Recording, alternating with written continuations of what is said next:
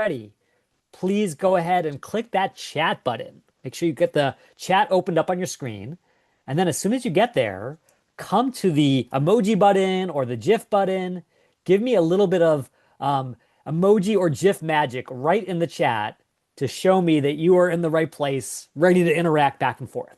So I'll be looking there. Oh yes, Chrissy. Chrissy's rocking the snowboard. We got a little Demon Hunter action from Liam. This is awesome. Okay, so you're in the chat. Number two, not just chat, but actually live role plays, live demos today. And to show me that you know where that hand raise button is, go ahead and hit that hand raise button as fast as you can, Jeopardy style, because coming up, we're going to have opportunities for you to win a free LinkedIn profile makeover straight from the guy who led LinkedIn's education team just by being the first Bruin to raise your hand. So get ready to hit those buttons. And then finally, most importantly, make sure you've got LinkedIn pulled up. Make sure you have your preferred AI tool pulled up, whatever you prefer, because we're going to take some actions right now that could change the course of your career. So let's start by addressing the elephant in the room.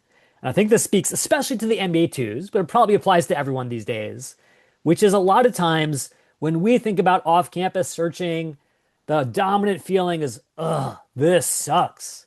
I dreamed of coming to UCLA, and my amazing career butler, Phil, would just hand me a dream job on a silver platter. And of course, as Phil said, that's not how the real world works. You got to go out there. You got to build connections. And so I'm going to tell you something right now that I fundamentally believe, having gone this journey myself, which is the most successful MBA grads, the happiest business school alumni, are not the ones who just took any old job, but who went out there and found the thing that was right for them. And so, if you want to follow that path to greatness, that path to glory, here's how we're going to get there. We're going to start by understanding our audience. So, here's the tough thing. We know that job searching is really difficult, especially in this economic climate. But it turns out it's even tougher to be a recruiter right now because recruiters are juggling more applications than ever, thanks to the rise of AI. There are fewer recruiters to review all those applications, thanks to all the layoffs. How do recruiters possibly make it through this giant stack of applications? Is it A, the miracle of caffeine? B, the miracle of technology? Or C, the miracle of those magical talent elves that come out of the ATS every night and screen all the resumes on their own? So come to the chat. Abby, Antoine, Emily, Evan, give me an A, B, or C. What's powering the recruiting process in 2026? Okay, Crystal says B. Neil says B. Edmund is saying B. Phil, everyone is saying B. Let's start with Crystal. Crystal Shao, if you don't mind unmuting, what specific technology are recruiters using? I think they're probably going to use some AI tools to do the screening, check buzzwords on a resume to see if if this candidate fits the job, I guess. That's absolutely right. And even though we tend to think of it as this fancy AI technology, it's really 20-year-old technology called an ATS, an applicant tracking system. And like Phil said, back when I was a recruiter at Teach for America, I had a version of this tool that allowed me to do this to say, okay, I've got hundreds of applications, I've got a few minutes to make decisions. I'm going to do the same thing that EMTs do every day in LA. I'm going to do triage.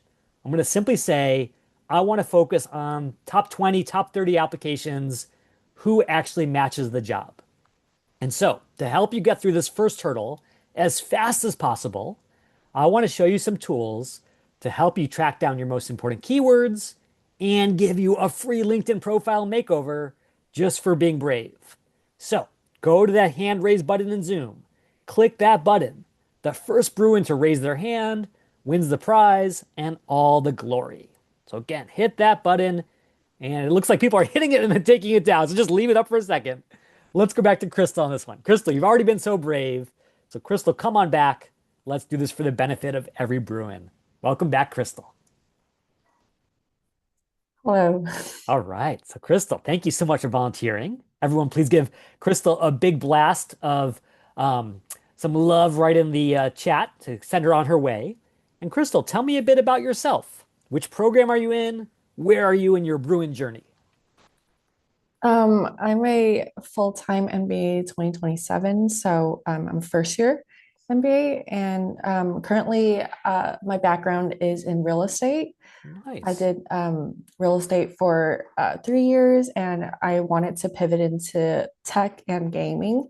That's why I wanted to attend B school to do so, but still focusing on the same function, which is marketing, which is what I've been doing.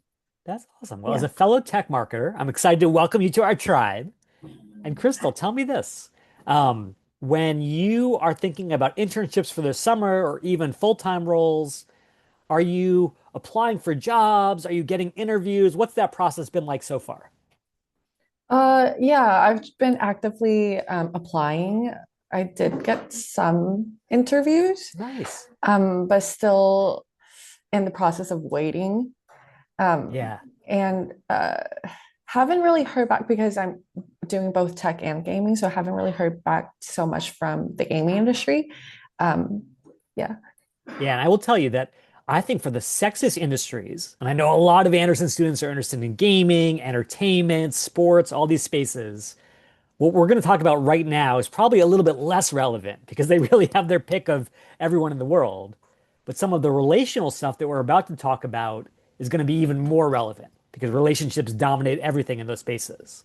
That being said, let's just focus on sort of a typical tech product marketing role for this purpose Mhm. today, Crystal. And then in the next couple demos, you'll see how to really get your foot in the door in those super sort of elite gaming spaces. Okay, so Crystal, if you were a recruiter, say at Electronic Arts or Google or wherever, you're looking for a product marketer for your company or an intern, how would you know what to filter for? Or even more specifically, how could you teach this algorithm what to look for in a good candidate?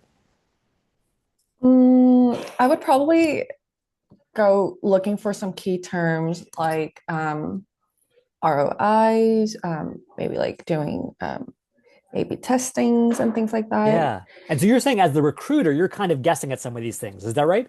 Right. Yeah. Now, here's the thing. I will tell you as a recruiter myself, I was a recruiter for all these things that I had never done myself. When I was a recruiter, I'd never been a programmer, I'd never been a project manager, and yet I had to go out into the world to find those people.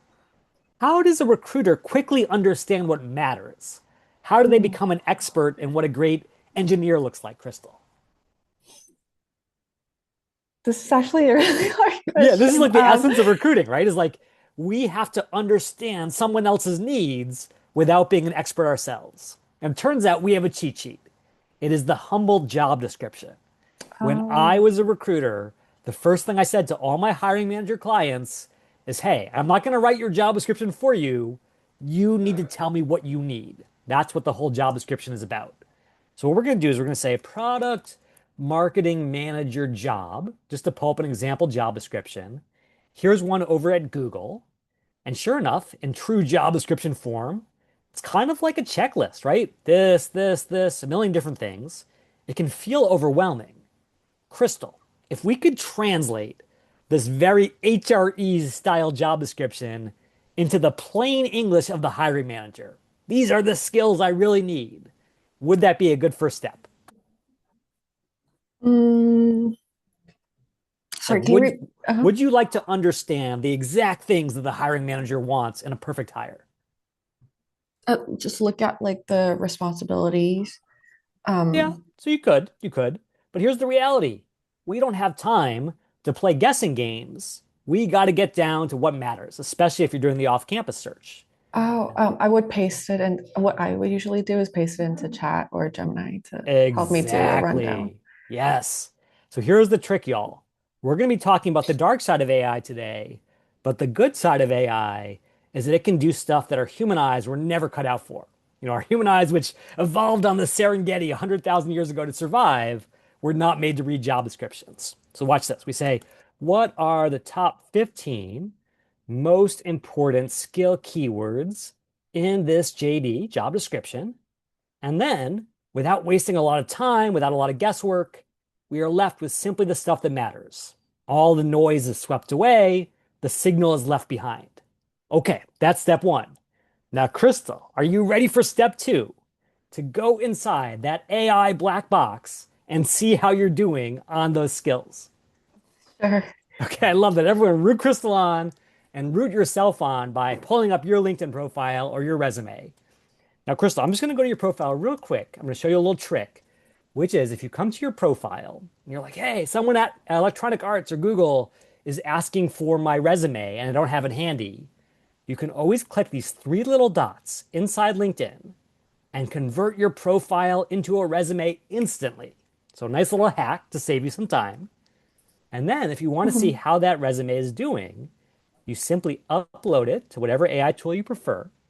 And this time, you're going to ask the shortest but most important prompt of your entire life: which of those skills am I missing? Now, if we were all sitting together in Westwood, I would have a little drum roll to build up the suspense. Because we are all virtual, let's do a digital drum roll. So for every Bruin, come to the chat, put in your favorite drumming emoji. Could be marching drum, bongo drum, chicken drumstick, whatever. And we're going to count down from 5 for your big reveal. Are you ready, Crystal? Yes. Okay, Crystal's like, what have I gotten myself into? Here we go. Well, here's the great thing. 5, 4, 3, 2, 1. This is your big moment of truth, Crystal. This is your big reveal. And it turns out you are crushing it. Everything from GTM to B2B, positioning, segmentation. And yet, there are still a handful of things that are holding you back. So here's the big question, Crystal. Of these things that are not showing up today, do you have even a little bit of experience, either from classwork at Anderson or your real estate days, anything even a little bit relevant to these skills? Yeah, I mean, I did do some measurement and paid ads, so Yeah, definitely that is something I could build and add to my profile. absolutely. So now we know these things belong in your resume, they belong in your profile, but where, Crystal? Should they be in your about section, your experience section, your skills section? What's the best digital home for those keywords? I'm gonna guess it's gonna be in my skills as well as maybe the uh, job, like the work experience Ah, section. interesting. Well, Maybe. you're onto something here, Crystal. Because if we look inside the belly of the beast, I'm going to show you guys a real life ATS right now. So go ahead and click that link. Watch what's happening inside these tools every time we search. So I'm looking for product marketing manager. I need someone with experience with data analysis or whatever the skill is. And what you will start to notice here, Crystal, is this is not a binary match. Oh, she dumped it into her skill section or she put it in white font at the bottom of her resume.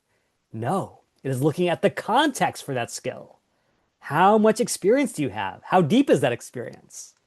And Crystal, where do you think the silly little algorithm is getting that number from? The work experience. Exactly. All those annoying dates, those months, 1 year, 2 years. It's a pain in the butt to write out, but it's so critical to the algorithm because that's how it understands how deep our experience goes.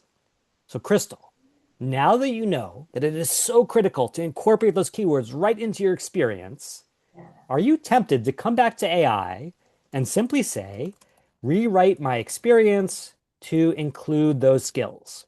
Would that be a good idea? I I would. I don't know if it's a good idea, but I'll definitely do what you just said. Okay. Well, just to be really careful, it seems like a good idea. And if you believe all these TikTok career gurus out there, they're telling you it's an amazing idea. But it turns out it could be a disaster. What Mm. happens, Crystal, if you are interviewing with the director of the product marketing team at Google and she says to you, Crystal, I love what you did at Pinnacle. All this stuff is so amazing. Tell me more about it. And it turns out you've never done these things because AI hallucinated them. Will Mm. you be going to work inside the Googleplex, Crystal? No. No. Here is the reality. Crystal, there is only one person on the face of this planet who is an absolute expert in your story. Who is that person? It's me. Yes, and here is the limit of AI. I think no matter how great these tools are, we are absolutely shooting ourselves in the foot, especially off campus, when we outsource the telling of our story, our most important asset, to an algorithm that doesn't even know who we are. So, Crystal, here's your homework.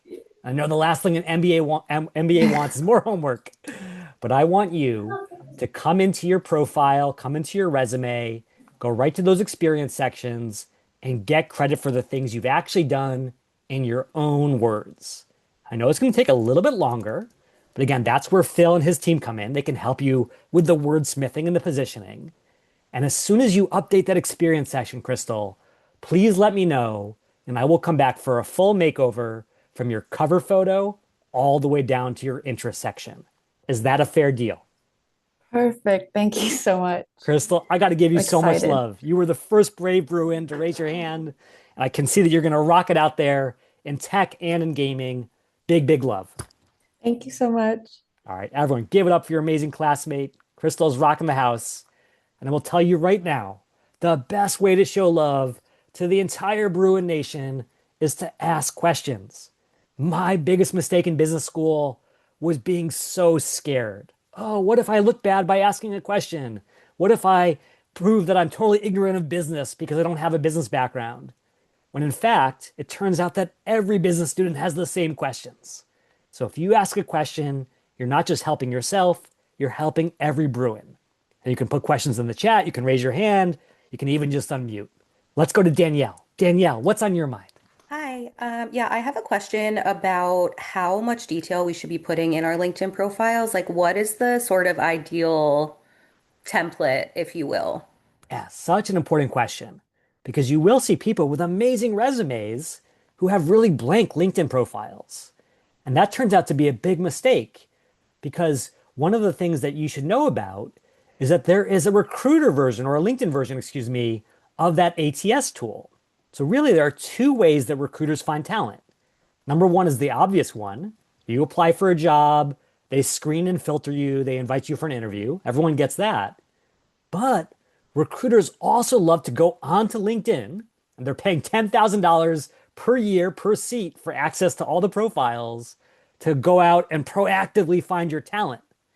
And so the same exact techniques that help you in the ATS, putting in your keywords, making sure they're in your experience section, they also matter on LinkedIn. So please, please, please, if you do nothing else, just take all the good stuff in your resume, paste it right into your experience section on LinkedIn, and instantly you have given every recruiter around the world access to your talent, even if you don't know about their jobs. Amazing question, Danielle. Thank you for asking that. Okay, other questions? Give me a holler. If not, I've got another question for you. Actually, let's take a question from Justin. Justin. Yeah, I guess, for someone who's recruiting for multiple roles, let's say you're kind of looking at PMM and PM roles, right? Like the job description there, is different, Yes. but your LinkedIn, is available to everybody who's potentially on the internet looking at your profile, right? And so what do you recommend in terms of generalizing the kind of bullet points that you put down on your LinkedIn while also trying to be specific for the role that you're applying for? How do you like kind of balance those two kind of pressures? Love that question, Justin. Because, of course, the whole point of business school is optionality. We all want to get access to as many opportunities as possible. It can feel really limiting to just put yourself into one lane. So, the first step is to do exactly what Crystal said.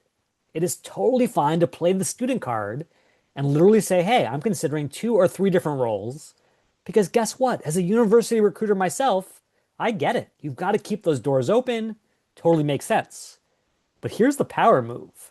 When it comes to writing your experience and your skills and all this, even though you only have one LinkedIn profile to work with, you can get the best of all worlds by saying, what are the 10 key skills in common between PM and PMM roles?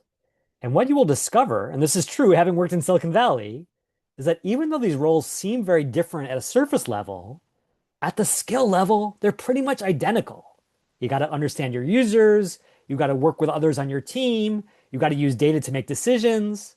And that's the kind of stuff that you can fill in throughout your profile to speak to both worlds of recruiters. So thank you for calling that out, Justin. And definitely, as a famous poet once said, we all contain multitudes. So make sure to put that on display for recruiters. Okay, if no more questions now, Here's the next question for you. Imagine now that you are totally locked in. You've got the best profile, the best resume, but you still want to give yourself a better shot, especially in this tough labor market. Of these three channels, which one is going to give you a 10x advantage over everyone else out there? Is it A, applying on the company website? B, hitting the easy apply button on LinkedIn?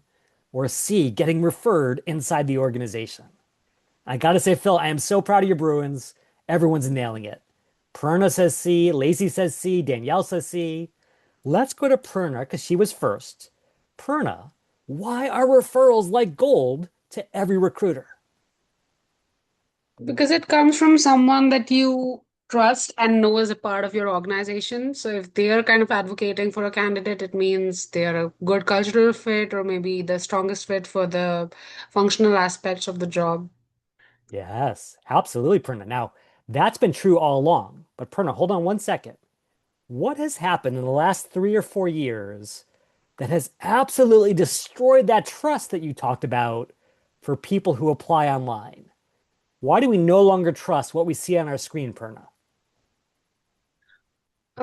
We honestly, my thoughts are all over the place because sometimes I think referrals, maybe the person who is referring might be a trusted employee of the organization, but they may or may not professionally know the person that they're referring. Okay. Be a So, friend of a friend or just someone in their social circles right. that they're referring, but to know someone professionally and to advocate for their professional abilities is different from knowing someone in a personal context.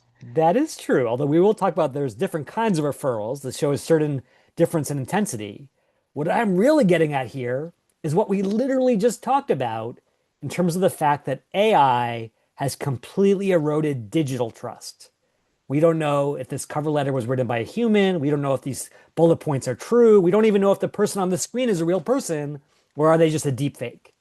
As a result, what used to give you a 10x advantage, getting referred versus applying online, is now dun da da da, a 20x advantage. Think about that, Perna.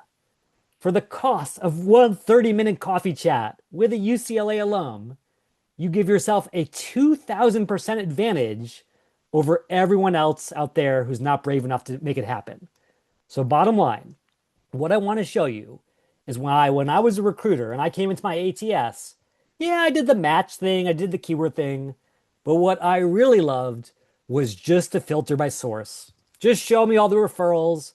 Why am I sticking my neck out for a stranger when I could go with someone who's trusted? And so if you want to see how to get a complete system to win a referral in any organization, even if you don't already have a relationship, I need you to raise your hand right now and I will show you how it's done. And Evan Gregory, you are going to be our next volunteer. So Evan, please, please, please come and join us. And then everyone blow it up with lots of love for our guy, Evan. Welcome, Evan. All right. So Evan, thank you so much. And then Evan, tell me this. If you could land a role in any organization, no matter how selective, what organization will get you super excited for the next stage of your career? Andor. I'll say it one more time. Andor. Oh, Anduril, yeah. So for those who don't know, there was this guy, Palmer Luckey, who created the original Oculus, the Facebook goggles that everyone was using the last couple of years that they're kind of sunsetting right now. He left the organization when they were acquired by Facebook, and he went on to start this organization called Anduril, also named after part of the sort of Lord of the Rings world. And it's all about US defense capabilities in the context of tech. So definitely a super selective organization. Let's make it happen. All right, Evan, big question. Do you know anyone at Anduril already? Yes. Okay, I'm going to propose something crazy. Because of their top secret work, your best friends at Anduril have just been sent on a completely classified mission to Antarctica for the next 3 years, are 100% off the grid, completely unreachable. Do you still believe, even without any connections there, you could get a referral later this spring? I'd have to find somebody new. Have to find someone new, absolutely. Do you believe that's possible in your heart of hearts? Yes. Okay, good. Because here's the thing. The number one reason in my experience people don't get referrals, the reason there's this massive delta is because people don't believe they can. They say, oh, referrals are for the old boys club, the chosen few who already have relationships. Nothing could be further from the truth. Every one of those tech companies that I went to work for, I didn't know anyone when I started, but I made connections on my own. And that's what we got to do today. Okay, Evan, did you realize that you have a complete directory of everyone who works at Anduril? Well, you can search LinkedIn, but that's only if people put the company on their profile. So Yeah. wouldn't say you have a directory of everybody. Well, it turns out you not only have a complete directory, you have a directory that is more data rich, more detailed than the one that is sitting on their servers in the OC. Because look at this. People tell LinkedIn everything, even more than they tell their own employers, which means you have 7,000 people who could potentially refer you inside this organization. Now, Evan, if we want to cut this list down, what should we filter for? Where they live, where they studied, what they do today. What is really important to find something in common with someone on the inside? Something that I share with them, prior work experience or interest. Yeah, maybe sort of where they used to work or where they studied. Let's start with that. So it turns out you can definitely come in here and put in Anderson. That's awesome. But tell me this, Evan. Do you think it's more likely that Anderson has sent more people to Anduril or all of UCLA combined outside of Anderson? Probably all of UCLA combined. Exactly. So, as a Bruin in good standing in both camps, both an Anderson Bruin and a General Bruin, you always have to filter for both. So come over here, put in UCLA, and sure enough, you will discover you've got a lot more General Bruins versus just Anderson Bruins. Best of both worlds. Okay, what would you like to do inside Anduril? This gets to the point that your colleague was just making, which is you don't want a referral from any old random person. You want a referral from someone on the team that you want to join. Uh, Probably operations focused. Yeah, absolutely. So we'll filter by operations, or you could filter by operations, and then you're going to have all the perfect people.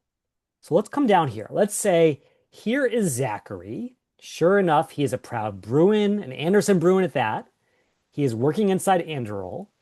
If you want to get in touch with Zachary, you could connect with him, you could message him. What do you think is your best bet, Evan? I'd probably hit the connect and send a message. Yeah, absolutely. So connect, add a note. Some savvy folks out there will say, wait a second, I just saw that LinkedIn is giving free premium to all people with a .edu email address. Why not use that premium account? And so you could certainly connect via a message as well. But here's the challenge, Evan. Whether you connect and add a note, whether you use LinkedIn Premium to send a message, in order for Zachary to respond to your message, he has to see your message. And how often do you think this busy guy is checking his LinkedIn inbox? I wouldn't have that data on him specifically, but people are fairly responsive. Okay, so you can look over here and say, well, looks like maybe he's posted some stuff a couple days ago, so maybe he's checking every few days. That's pretty good. But it turns out there's one inbox that Zachary is not just checking once a week, but more like 10 times a day. What's that magic inbox, Evan? Well, emails, but not everybody puts those on LinkedIn. Ah, but a savvy Bruin knows how to find those no matter what. So you come over here, you say, what is the email format for employees at Anduril? And sure enough, you're going to discover that Anduril is first initial last name or last name dot first name or whatever it is. We're going to track it down. But even then, we have a challenge. And that is, even if we know his exact email, if we send a message to ztrip at anduril.com and we are competing against an email from his boss and his colleagues and his clients, is he going to be in a hurry to respond to a stranger he's never heard of? Unlikely. No. So we've got to prove to our guy Zachary that you are not a stranger. You are actually a friend of a friend. What could you click right on this screen here, Evan, that would prove out that linkage more than anything else? The mutual connections. Yes. This is LinkedIn's true superpower. Not just a directory of every professional in the world, not just a directory of every Bruin, but a directory of all the invisible connections that bind us all together. So now we go to Peter or we go to Paige. We ask them for a warm intro instead of cold outreach. We absolutely increase our chances of getting through because Zachary, again, trusts these people way more than he trusts a random stranger. So they say, Zachary, you got to talk to Evan. Not only is he a fellow Bruin, I can personally vouch for him. And Zachary says, you know what? I'm really busy, but I'm going to do it for you as a favor. I'm going to talk to Evan.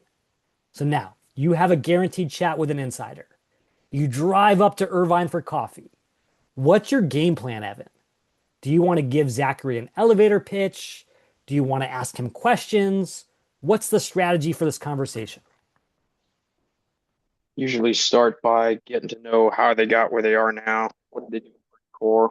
Uh, Yeah. Specifically, what's there? And, and just to be really clear, why did you do that? Because I feel like when I was in business school, we all obsessed over the elevator pitch. This idea that we were going to be on this mythical elevator ride and we had 10 seconds to sell ourselves. Why not go there, Evan? Because you sound like a sleazy salesperson. Yes. Have you ever enjoyed being sold anything, Evan? Someone calling you in No, the middle of dinner time to tell you a new cell phone plan? nope. No. Here's the ridiculous thing about business school sometimes. We get so deep into the culture, we forget about our humanity. Zachary is another person he doesn't want to be sold to. What does he want to talk about, Evan? What is Zachary more excited to talk about than anything else? Well, I don't know him yet, so we'd probably talk about Marine Corps or something like that, being stuck at Camp Pendleton. Yeah. Are you a fellow Marine Corps grad? No, I'm a Navy guy. Oh, Navy. Well, hey, we'll patch that up. But here's the thing. Whether you're Marines, Navy, whatever, it turns out that what people love to talk about more than anything else is themselves. To share their story, pay it forward to the next generation. So what you're going to be doing is you're going to be asking Zachary about, hey, how did you go from Anderson to Anderl? What's it like on the inside? What surprised you along the way? That is catnip to anyone, no matter which branch they were in. Now, everything is going so great, Evan. You're building connective tissue. Zachary is leaning in, sharing all these insider things. Finally, he looks at his watch and he's like, oh man, Palmer scheduled a big meeting for all the folks on my team for later this afternoon. I gotta run. And all of a sudden, this guy who you built this relationship with is about to walk out of your life forever. Is there one last question you can ask Evan that plants the seed that someday grows into a referral?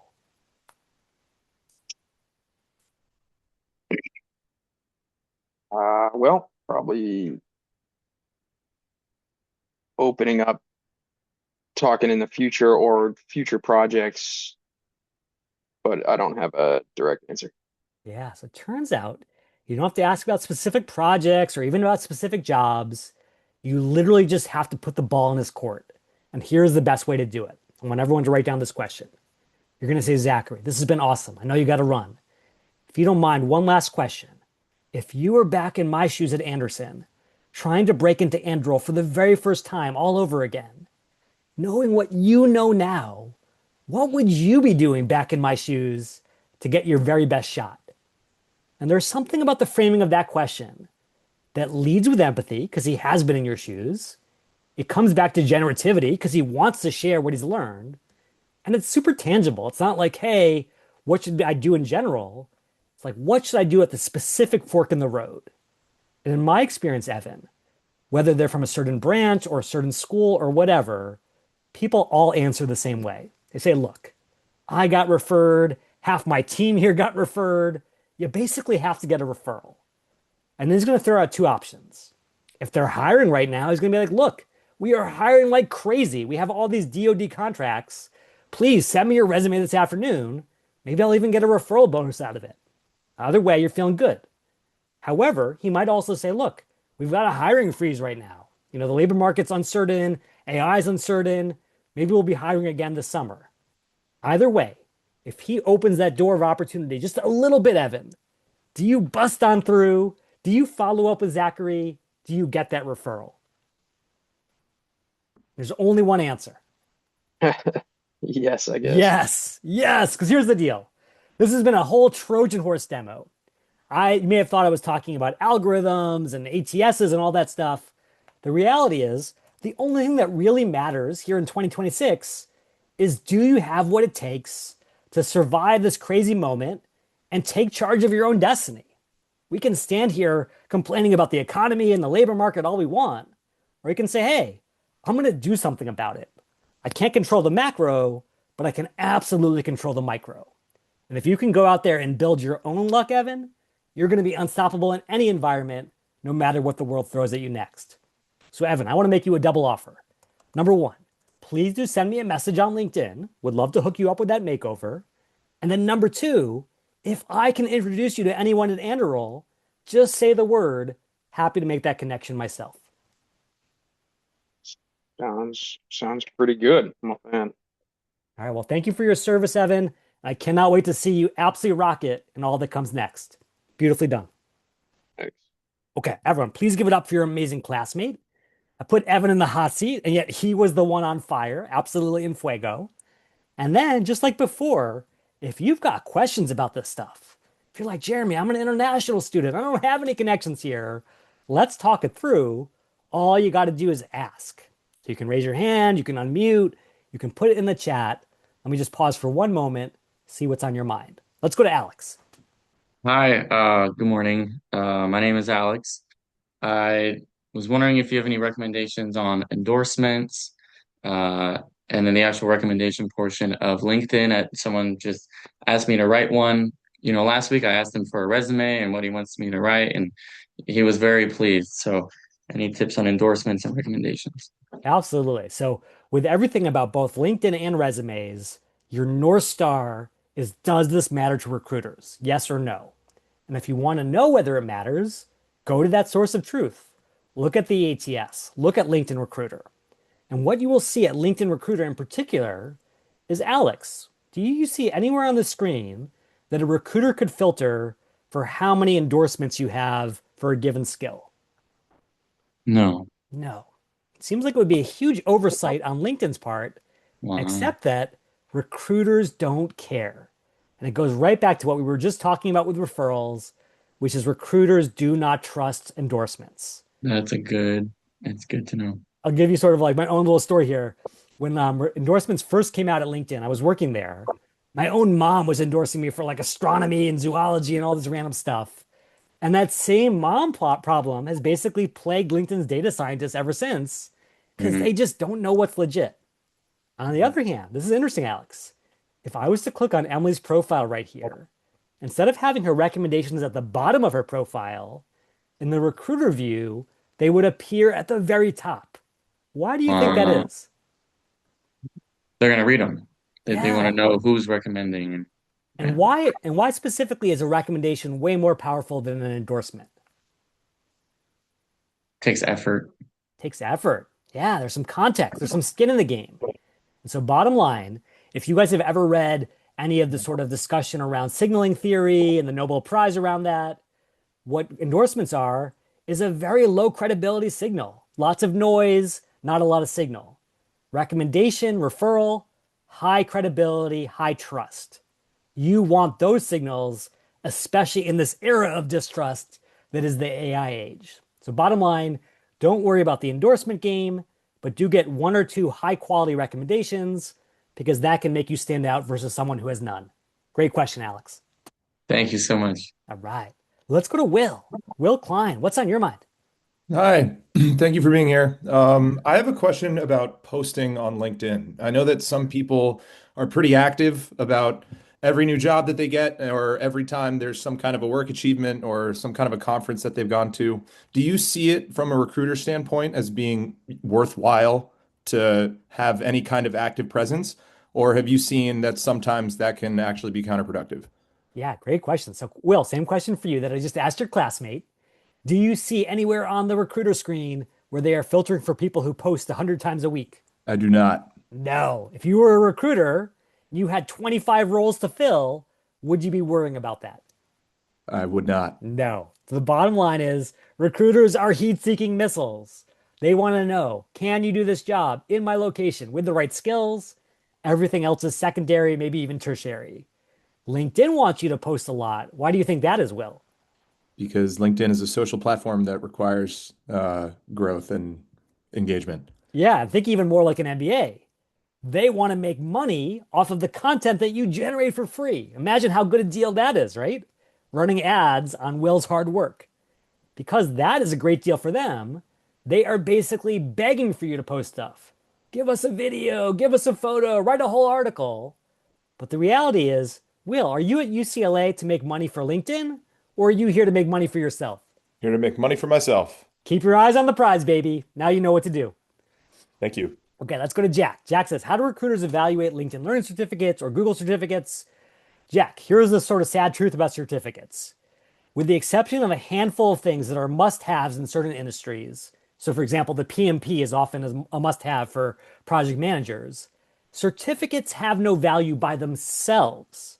If I was a recruiter at Teach for America and I was going to hire someone on the marketing team, having a random certificate from Google or LinkedIn didn't tell me anything. Maybe you just sort of clicked through a bunch of buttons. How do I know you even had their certificate? Lots of big question marks there. However, what absolutely does matter is the keywords that you're building through the certificate. So if you do a LinkedIn Learning certificate all about digital marketing and you master SEO and SEM and PPC, I want to see those keywords on your profile. And better yet, I want to see how you've used them in your actual experience, even if it was just through your own projects. So please do not spend thousands of dollars on certificates that no one's ever heard of, but do master those skills and use them in the real world. That's where they matter. Okay, great question from Marcus. Do you recommend using tools like Hunter.io to look up email addresses? Absolutely, Marcus. If you prefer to use Hunter or any of the other 10,000 other players in this space, by all means, feel free to use them. The only reason I don't typically recommend them anymore is I feel like in the age of AI, why should you ever pay for anything or even put down your credit card when you could literally just come in and ask for the information and it's pulled from all these places? So the only reason I share this is because I'm a total cheapskate and I don't want you spending your hard-earned money on stuff when you don't have to. Okay. Mick says, any other sites to use for international roles for networking outside LinkedIn? So if you want to work for Xiaomi on mainland China, obviously LinkedIn is a problem because LinkedIn has essentially been banned in China for sort of crossing their digital sort of Great Wall policy. That being said, if you are looking for jobs in specific areas, I think that actually it's less important to be looking for job boards. It's more important to be looking for insiders. And it turns out you can still find some of those insiders on LinkedIn. For example, if I said, show me all the Anderson alumni who are currently working in mainland China, and I came right over here to the alumni tool, this is the product that my team built at LinkedIn, what you're going to discover is that you've got thousands of alums right there in country who could help you out. So if you search for China and then run that filter, what you will discover is you've got all these folks at Tencent and ByteDance and JD.com, and yes, probably Xiaomi as well, who could really help you discover opportunities. So bottom line, don't get too hung up on job boards, but do focus on relationships. Okay, Dina says, could you show the back end of how a recruiter uses AI to filter through a resume? Yes, Dina. So it is basically this simple. If you come into Monster, and again, you can use this tool yourself, you will see that a recruiter is typically going to prioritize a certain number of things. So if I was looking to hire for a product manager for my company, I would say I want someone who has maybe 5 years of experience. I want them in Mountain View, California, where I live, and I want them to have the following skills. I want them to have data analysis. I want them to have product strategy. I want them to have experimental design, whatever it is. And then when I hit search, what you're going to see here is that it's giving me these ratings for all these individual skills, all those individual experience levels, but it's also putting it into this nice match score that is always automatically sorted in descending order, top to bottom. And so even though there are 100 plus candidates here, typically I'm not going to look at more than the first 20 because they are the best matches and I just don't have time to go any further. So that's what you want to focus on. That's how you win the ATS game. Great question, Dina. Okay, time for the final pop quiz. Here we go. So let us talk about the MVP of the hiring process. And this is very appropriate given the Super Bowl just happened. And that is, when you think about all the players in the drama that we call hiring, the recruiter, the hiring manager, the referrer, who do you think is the absolute most important person to this entire process?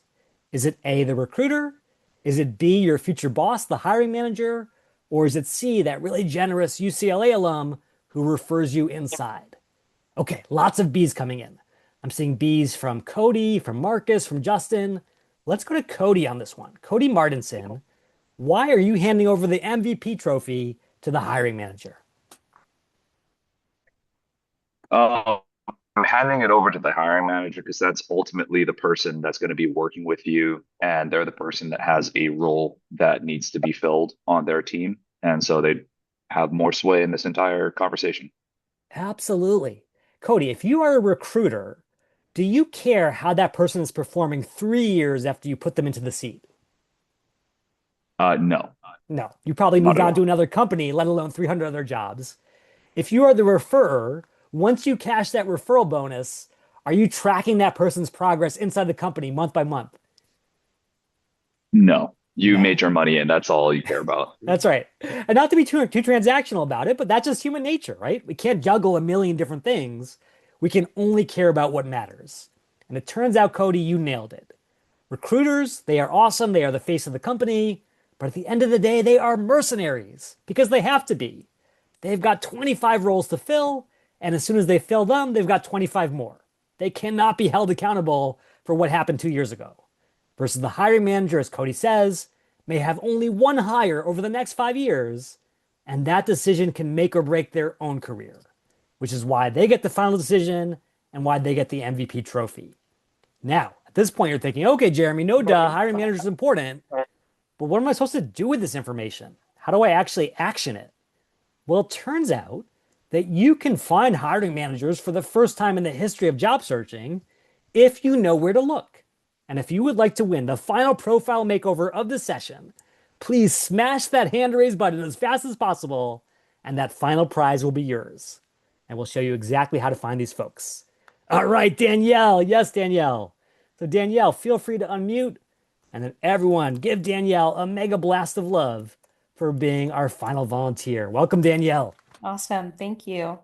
Danielle, tell us a bit about yourself. Which Uh, program? What's your journey looking like? I'm a second year full-time MBA. So just getting kind of like ramping up on full-time recruiting. I worked in tech previously, doing like sales and account management. I was a PM this summer, but I'm looking a little bit more for like PMM, go-to-market strategy, or revenue related roles. That is awesome. Well, I will tell you, there's definitely opportunity out there. You just have to be really careful about how you look for it. Yeah. Now, Danielle, if I was to tell you that you could find a huge number of people who are looking for PMMs right now, and they are not recruiters, they are not headhunters, hmm they are the director of product marketing, the VP of marketing, the CMO, aka your future boss. How could you find those people on LinkedIn? What could you look for? Um, I think you could go to your like extended network and maybe, I don't know if you can search by function, but if you could, that's probably where I would start. Yeah, makes sense. You could say, show me everybody who has like chief marketing officer hmm on their profile. You're going to say, oh, this is great. Look at all these chief marketing officers. But here's the question. Do we know if any of them are hiring right now, specifically for your expertise, Danielle? It's a good question. I would probably click that actively hiring button. Ah, so it turns out this is where things get interesting. Even Uh-oh. though LinkedIn Premium is typically 50 bucks a month and is totally a waste of money, two things have happened recently. Number one, LinkedIn has started giving it away for free. And please sign up for this ASAP because the deadline is actually February 28th. So just about 2 weeks away. And then, in addition to giving it away for free, they have finally made it valuable. For the first time, you can come in here and say, you know what? I don't want to see any random CMO. I want to see the people who are actively hiring for my talent. So check this out. Actively hiring, product marketing manager, and what you will discover is that when you run that filter, look who's here. Director of product marketing, head of product marketing, founder, product manager, CMO. These are not just recruiters, Danielle. These are your future bosses. Yeah, that's great. I did not know that this was doable in LinkedIn. Absolutely. So now, here's the question. What do you want to do with this information? Is this like, okay, that's good to know?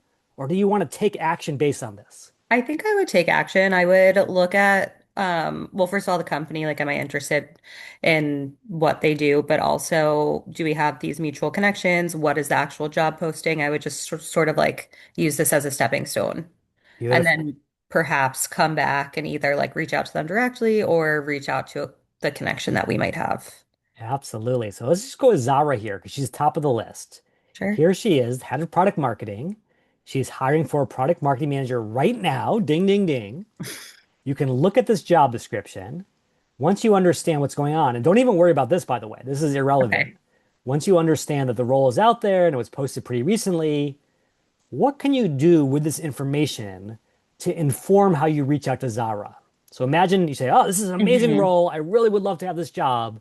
What's your next step, Danielle? I would. Yeah, exactly that. I would write a message that kind of like mixes what they do and why I'm a good fit. Probably use AI to help me and then send her a direct message being like, I'm super interested. Ah, This because I is want to be really why. clear. Like Alex said, tailor the cover letter. And I love that word tailor, but I hate those last two words, cover letter. Why do I hate those words so much, Danielle? What have we already seen in the data? Well, it's not necessarily a cover letter. It's just like a making a connection. Like, here's why I think Right. that I'm a good fit for this role. Like, here's why we should connect. If at all possible, But we we want to want get to a avoid referral. the trap of being an online hmm applicant, right? If we Yeah. know that the odds are absolutely stacked against you, and again, that's 2016 data, here's 2026 data, it gets even worse. Why would we do that to ourselves, right? Got it. Instead, we want to say, you know what? If that game has lousy odds, let's change the game. Now our goal is to reach out to Zara directly. If Zara falls in love with you, Danielle, and it's like, wow, hmm Danielle is a rock star, so much better than these mediocre candidates the recruiter is bringing me. Do you have a pretty good shot at getting that job? Yes. Yes. So bottom line, we got to circumvent the recruiter, circumvent the gatekeeper, go hmm right to the MVP, right to the decision maker. Now, how do we do that? We could message her. And again, you can get LinkedIn Premium for free, all that good stuff. But what would you say to her? Like, would you say, hi, Zara, I would love to have that job? Is that No, what? I would introduce myself, kind of the same way that I did at the beginning of Uh-huh. this. I would say, I know this post is open. I'm graduating in June. I'm qualified for these reasons. Like, I would love to talk to you about it more. Absolutely. And so here's what we got to do. We've got to cut through the noise in a couple different hmm ways. First of all, just to sort of build on what we talked about with Evan, because I want to make this really clear. If we know that Zara is a second degree connection, as specified over here, does it make sense to reach out cold to her in the first place? No, probably No, not. never. When we have all these folks who can plug us in, why are we going in cold as a total stranger when we could have this beautiful halo over our head provided by Connie, Shreya, or someone else singing our hmm praises? So that's number Right. one. Number two is once they introduce us, is Zara interested in having just a random chat? Unfortunately, she went to that other school in California, and we're not going to hold that against her. But she's not bleeding, blue and gold. So hmm what could we possibly say to her that speaks the language she actually cares about? Potentially that we have one of these connections in common, Connie, Shreya, or whoever. Yeah, for sure. But that's sort of the table stakes. That gets you Okay. in the Okay. door. What Um, earns your seat at that table? I don't know. Turns out that the reason that Zara is hiring is not for the heck of it, not for the thrill of it, not to take pity on poor job seekers, but because she has a massive burning headache. Okay. What is that headache, Danielle? What is her pain point? And she needs a PMM. She needs a PMM yesterday. And not just a PMM to check a box, a PMM who will make her look good in front of her boss, help her get promoted, help her finally take a vacation for the first time in 5 years. Can you solve that problem for her, Danielle? Can you be her Advil? Yes. Okay. How do you speak that language? How do you make it absolutely clear that you are the person to put out that fire? That's a good, I don't know. I mean, what I think is I would like, ex I would give examples of things I've done in my career that match these bullet points. Yes. Now we're getting somewhere. Okay. We got to speak the language of pain points. And as a marketer, you're going to be amazing at this, Danielle. So this is a huge superpower. You're Hmm. going to say, hey, I get it. Come over to AI. What are the three absolutely most burning pain points behind this hire? Don't give me bullet points. Don't give me blah, blah, blah. Tell me what is driving her crazy right now. Okay. Now we understand at a deep level what she's going through. Her company is blowing up like crazy. So that's great, but it brings in all these challenges. At the same time that they have all this growth, marketing is being accused of being a terrible team player. You're not coordinating with product. You're not coordinating with data science. You guys are driving us crazy. And yet we have no idea what is happening in our market because we are growing too fast to even figure it out. Danielle, can you help solve some of these problems for our poor hiring manager? Yes. Yes. And if we have a little trouble, because sometimes we're our own worst critic, not our best cheerleader, you could Hmm. say, what are specific examples of how I've done this based on my CV? I'll just use my personal resume in the interest of Hmm. time here. And you will see that even though AI is a terrible writer, it is an awesome connector. It can help you see those linkages where you're like, wait a second, no more imposter syndrome. I've done this already. I can do it again. So, Danielle, when you sit down to write this message this time, Hmm. now what is it about? What are you going to talk about? Now it's about how I can solve the most burning pain points that she's experiencing. Came across your role and was thrilled to see that your biggest challenges are actually my biggest strengths. Nice. And I'll let you take it from there, but you get the idea, which Yeah. is you don't need to waste a lot of your time. You don't need to have a 5,000 paragraph essay. Just one, two, three. Here's what you're facing. Here's how I can help. And Danielle, in my entire history as a hiring manager at LinkedIn, at Google, at Khan Academy, how many times do you think I got messages like this? Not many. Yeah, probably can count them on one hand. How many of those people did I hire, Danielle? All of them. Every single one. The bottom line is when it comes to signals, when it comes to sort of expressing who you are in this absolutely distrustworthy environment, the single best signal is to walk the talk. Don't just tell me you're brave, show me. And by doing that, you've opened more doors than any other thing you can do, Danielle. So, Danielle, double offer for you. Send me the LinkedIn message for the profile makeover. If you Great. ever want me to read through one of these messages for you as a former hiring manager, just say the word. Thank you so much. Thank you, Danielle. Good luck out there in the home stretch. Congrats on the upcoming graduation. Okay, everyone, give lots of love to Danielle. She was fabulous. And then if you've got any last questions standing in your way, throw down those final gauntlets. No question is too big, too small, or too spicy. All questions are appreciated. Okay. While you think of those final questions, I do want to give out one last goodie, and I want to acknowledge your reality, especially here in 2026, which is if you are an international student, you might say, Jeremy, all this is great. I love referrals. I love reaching out to hiring managers. And yet it's not enough because I also have to get sponsored. So, as one little bonus hack, let me see if you can answer this question.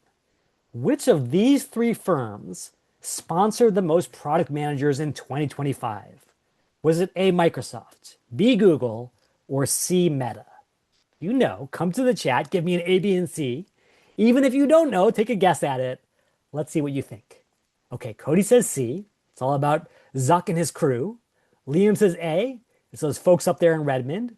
Tim says B. It's Google right here in Mountain View. Well, it turns out the answer is A.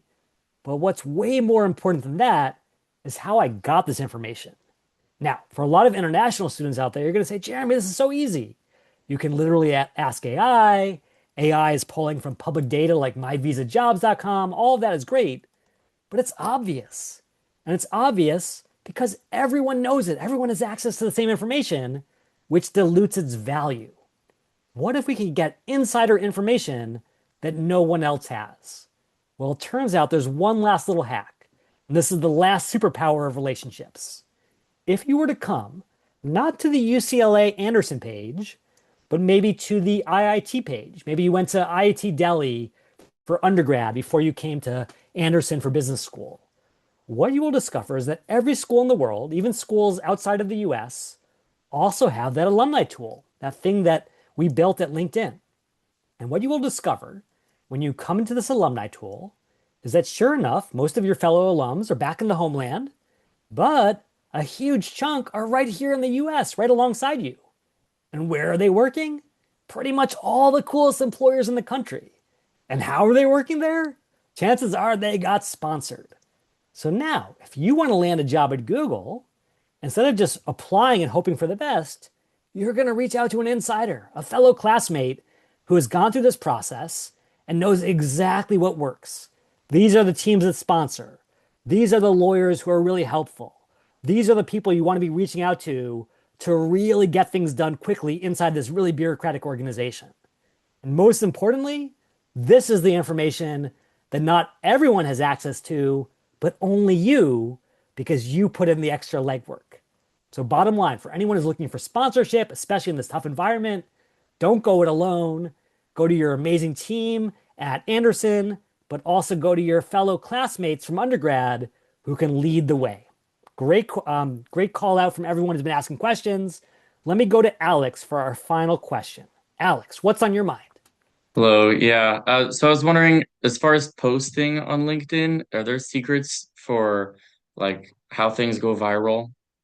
Ah, yes. Okay, so again, posting is not the thing that I would focus on if you are a job seeker. But Alex, are you also considering maybe building a business or launching some kind of Yeah, consultancy or I something like that? I have a podcast that I want to grow. Beautiful. If you want to build a platform for any reason, whether it's for financial reasons, for just branding reasons, whatever, you can absolutely use LinkedIn, but you have to use it the right way. So the first thing is recognize that everything has an algorithm these days. There's the ATS algorithm, there's the LinkedIn Recruiter algorithm, and of course, there is the newsfeed algorithm. And what is the newsfeed optimizing for? Well, it's optimizing for LinkedIn's own revenue. And how does LinkedIn make lots of revenue off of these posts, Alex? What do they need people to do? Well, share it, comment, like, Yeah, click most on it. importantly, stay on the site, right? Not Yeah, not bounce. go to a different platform. Yeah. Yeah, the number one thing as a marketer is I'm obsessed about bounce rate. How do we make sure that people stay? And Mm. so your first job is I have to keep people reading. Now, the first sign of that, before we get to likes or comments or anything else, is have you noticed, Alex, that LinkedIn tends to cut off a lot of your posts after like one or two sentences? Mhm. So, what do you think is a really obvious signal to the algorithm that your post is sticky? What is If someone people doing? click the more button. Yeah. So now, what does Mm. that tell you about that first line? What does that first line have to do, It's kind the of like as hook. a journalist? The hook, Has to yeah, grab the attention. Yeah. right. I have to earn the attention of the rest of the message by Wow. creating something curious or throwing out something exciting or getting people excited to find out what's behind it. So asking questions or throwing out a crazy stat, great way to have a hook. Okay, they come into the message. They're reading down, they're reading down. They're like, "Oh, I don't know, it's kind of boring." What could you do to get them really excited to go one step further? Not just to bounce away, but to either engage or watch or do something beyond just read. What questions? Ask engaging Questions. questions. Yeah. Like, let me know in the comments. What do you think about Yeah. this? Okay, go Hmm. to comment. All of a sudden it's sticky. Or don't Mm. just look at this picture, watch a video, go through an entire slide deck. For those who are Mm. not familiar with that, what you can do is you can actually go to this little plus sign and say, I want to add a document. Basically, you're going to create a PDF of a presentation, or better yet, you're going to use a tool called I- Gamma to generate a presentation. And now, if they're clicking through slide after slide, that is sticky. That is algorithmic catnip. And then finally, and this is really important, it's not just about can you get people to stick, but you get them to share it? Can other people see it as well? What do yeah. you think is the most important thing you could tag inside a post? I'm going to give you a big hint. It is not hashtags. People? People. Because Alex, let's say that you tag someone that was on your podcast, right? Mm. And that person has 10,000 followers on LinkedIn and you've got 100 followers. Guess who gets notified? Their 10,000 followers. So by tagging people who already have built platforms, you are riding on their coattails and growing your own. Does all of that make sense, Alex? Yes, that's amazing. Thank you so much. And please keep me posted on your podcast. I am so obsessed with them right now. Would love to hear Yeah, more. I'll send you. Yeah, I have a hard stop at 12:30, but I will definitely send you a message on LinkedIn. That's awesome. Okay, can't wait to Thank listen. you so much for the value added. Yeah, absolutely. So I know that a lot of folks have hard stops. I do want to answer a couple final questions. Pam says, can you see your recruiter view? So unfortunately, Pam, without paying LinkedIn $10,000 per year per seat, you can't really access this tool. However, you can get a pretty good sense of it because the same algorithm that powers Recruiter also powers LinkedIn search. And so if you say, hey, I am looking for a chief marketing officer who has expertise in SaaS and B2B and ed tech, you can just see how you rank on this page. If you are coming up in the first page, you are golden. You're going to be amazing in LinkedIn Recruiter. Versus if you have to scroll through like 1,000 other profiles, chances are you have some more work to do. So save your $10,000, Pam, and just try using this algorithm to see what you get back. Okay, Brendan Scott says, can you speak to networking referrals? How strong are referrals for roles outside of a function? Yeah, so Brendan, this is so important. I'm so glad you called this out. There are two kinds of referrals in the world.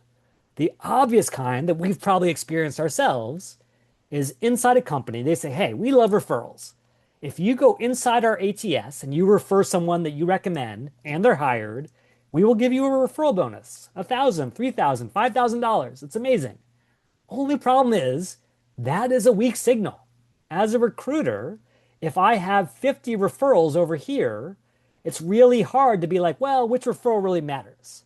On the other hand, the referral that no one talks about is when that person doesn't just click a button inside a system, but they literally go to the recruiter or the hiring manager and say, hey, Brendan is amazing.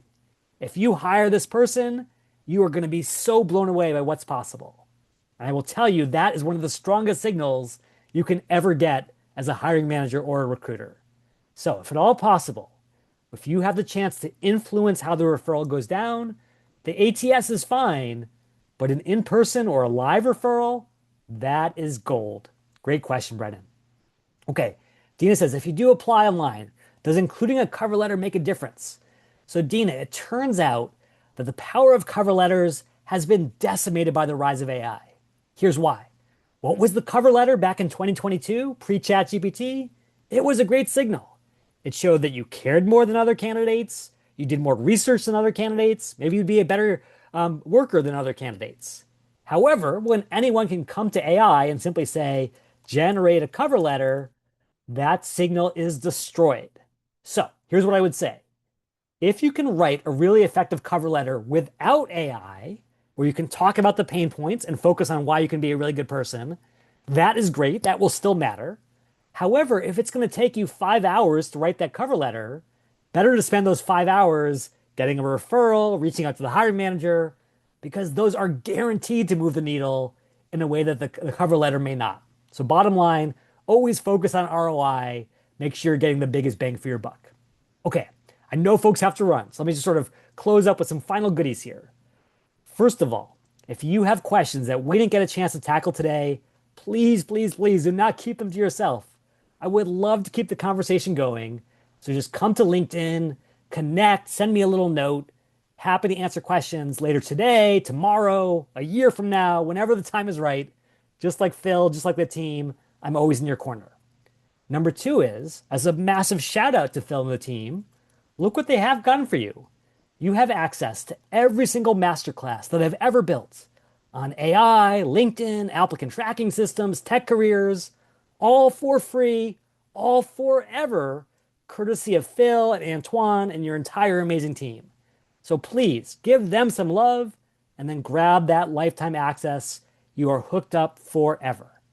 And then finally, one last crazy thing. Back when I was in your shoes, back when I was a MBA 1 myself, interning at Apple in the summer of 2011, I had this crazy moment where my path intertwined with the path of history, which is that was the last summer that Steve Jobs ever worked at the company. And as a result, I was there live in person for the final keynote he ever delivered. And the thing that I will always remember from that final presentation in the Moscone Center is that as sick and frail as Steve was at that time, and he really was, he still got on that stage. He still gave this 3 hour presentation And at the very end, as exhausted as he was, he kept on going. He had one last slide, one more thing to share. And that always planted the seed for me that if I'm going to present, I've got to earn your trust and I've got to earn your attention by always giving you one extra thing as well. And today, that's going to be CareerBot 3000, my personal AI tool to tackle the biggest challenges. Now, we didn't have time to talk about this a lot today because we were so focused on tactics. But the best careers don't just start with job searching, they start with exploration. And so if you say, my number one goal in life is to make this planet more sustainable, to have some work life balance for myself, to move to Seattle because that's where my fiance is, whatever it is, you're going to lead with your goals. You're going to lead with your North Star. Then you're going to start to get a sense of what's possible. Okay, how do I build a career that aligns with who I am? I want to do sustainability marketing in the Emerald City. How do I make it possible? Okay, here are the employers to focus on. Here are the keywords that matter. Here's how I can make my bullet points a little more impactful. Here's how I can get ready for interviews. Even that final step, how do I find Bruins inside Patagonia or whatever the organization is? And then once you grab this tool, and the link is right there in the chat, what I would love for you to do is to use it in the exact way that Steve intended us to live our lives, which is to go out there and make a big honking dent in the universe and everything that you do next. So to Phil, to Antoine, to the entire UCLA team, so much love for making this possible. To Crystal, to Evan, to Danielle for bringing the session to life, and to every single Bruin, I love your energy. I love your passion. Now I want to see you take all of that and go out there and absolutely rock the world. Thank you so much. Thank you so much, Jeremy, for this wonderful presentation, the interactivity and everything that, yeah, all the amazing tips and hints and ideas that you've provided, as well as the resources that you shared with us. So thank you very much. I'm going to just quickly share the QR code for those of you who weren't able to sign in earlier. But again, I just want to, as we wrap this session up, thank you so much for your enthusiasm, students, for participating in this workshop. Hope you learned a lot. We will be sharing some of the content that we were that was presented afterwards, as well as just continue to follow up with Jeremy. He welcomed you with open arms. So take advantage of that generosity as well. And some of the resources that he mentioned that we have is also available through Parker. So we definitely can continue to share that as well. So again, thank you everyone for everything. And thank you, Jeremy, again, for your time and sharing this presentation with us. And we hope that our students will follow all the different tips and hints that you provided, and that we'll all be successful in that as well. So in closing, work with your career advisor, work with your career teams. We're here to support you, and we're here to make your career journey as fulfilling as possible in the coming weeks and months. So again, thank you for your participation, and we will keep the QR code up for a few minutes, but have a great rest of the day and a great rest of the week.